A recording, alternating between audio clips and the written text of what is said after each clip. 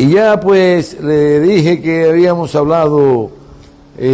una parte final de la construcción de la carretera, de los costos, qué generaban los costos, dónde eran los países con mayor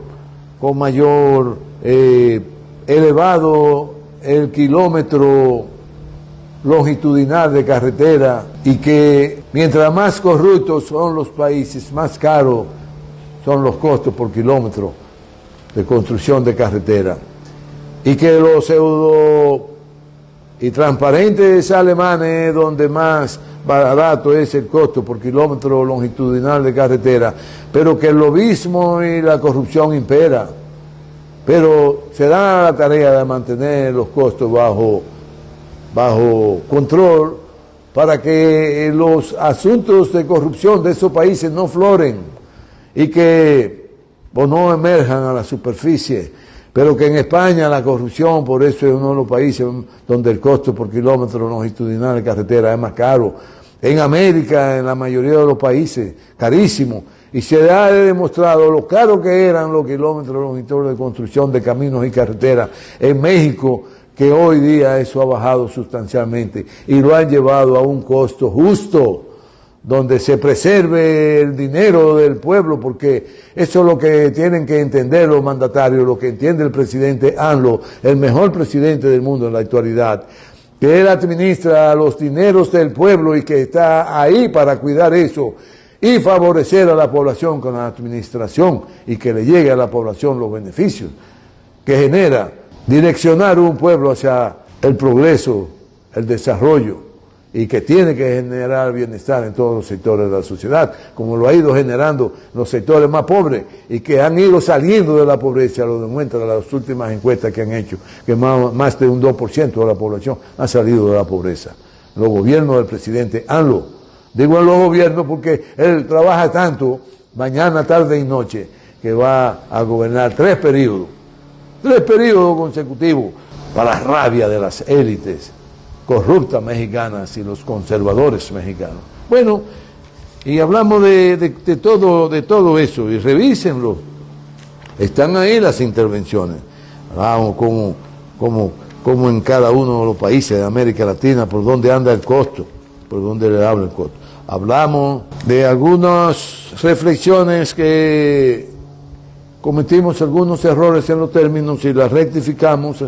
luego sobre la construcción de carretera, y en esa intervención hablamos de las ideologías, de la importancia de las ideologías, porque cuando un politiquero, que no tiene otro nombre, quiere desacreditarle la ideología, porque su ideología corresponde a las élites, corresponde al gran capital, y ellos saben de quién estamos hablando. Aún estén en el PLD, aún estén en cualquier partido, aquí, en cualquier otro país de América, en fin.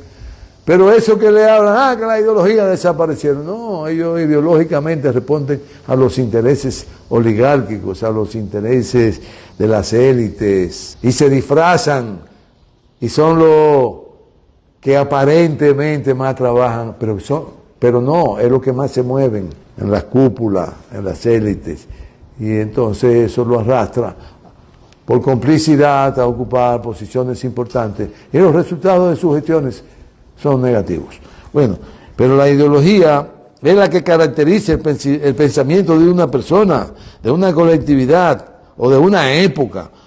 También se trata de una doctrina filosófica centrada en el estudio de las ideas, partiendo de su procedencia del griego idea, apariencia o forma, y logía se traduce como estudio. Esa es la filosofía. La familia, la cultura y la tradición familiar, antes y después de las sangrientas y perversas invasiones, hablamos de eso en una de nuestras reflexiones, antes y después de las perversas invasiones españolas, hablamos de la historia, de cómo sucedió hablamos brevemente de la visión ideológica, de los objetivos,